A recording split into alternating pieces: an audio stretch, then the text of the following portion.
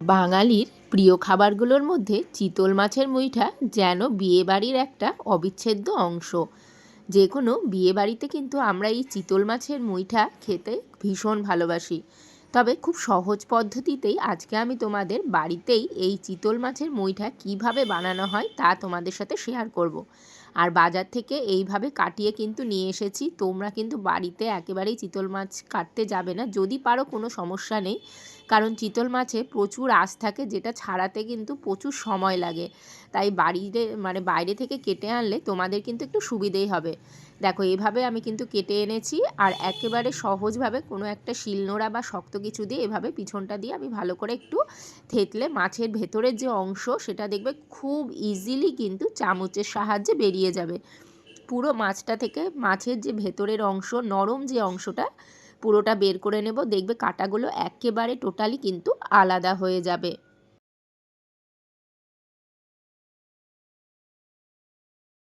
মাছের যে অংশটা রয়েছে তার মধ্যে দিতে হবে দুটো সেদ্ধ করা আলু, দিয়েছি পরিমাণ মতো হলুদ, লবণ, কাঁচা লঙ্কা আর ধনেপাতা বাটা। তোমরা স্কিপ করতেই পারো, ধনেপাতা বাটা যদি তোমাদের ভালো না লাগে তোমরা নাও বা দিতে পারো।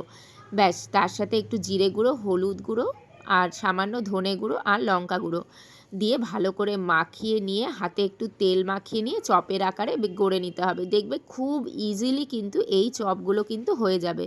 তবে চপগুলো কিন্তু একেবারে ডিপ ফ্রাই কিন্তু এখন এই মুহূর্তে করব না, তাহলে কি হবে, মাছগুলো চপের মতো হয়ে যাবে। এবার গরম জল একটা বাটিতে করে নিয়ে সম্পূর্ণ মাছগুলো গরম জলের মধ্যে ছেড়ে দিতে হবে।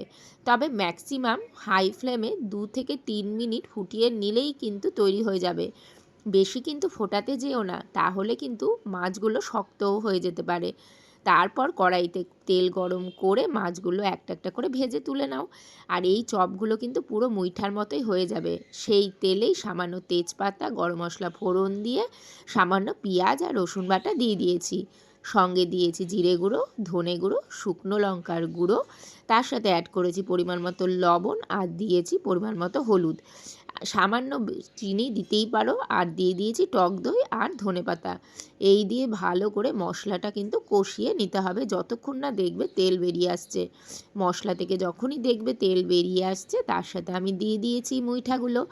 আর গরম ভাত হোক কিংবা রাতে পোলাও বা ফ্রাইড রাইস, যার সাথেই খাও না কেন, এই চিতল মাছের মুইঠা মুখে যেন এক অসাধারণ তৃপ্তি নিয়ে এনে দেয়। সেই বহু প্রাচীনকাল থেকেই কিন্তু এই চিতল মাছের মুইঠা আমাদের ভীষণ প্রিয়। তবে আমরা ভাবি বাড়িতে কিভাবে বানাবো, এই পদ্ধতিতে তোমরা একবার বানিয়ে দেখো, অসাধারণ খেতে হয়েছে। ভালো লাগলে একটু সাবস্ক্রাইব করে দিও।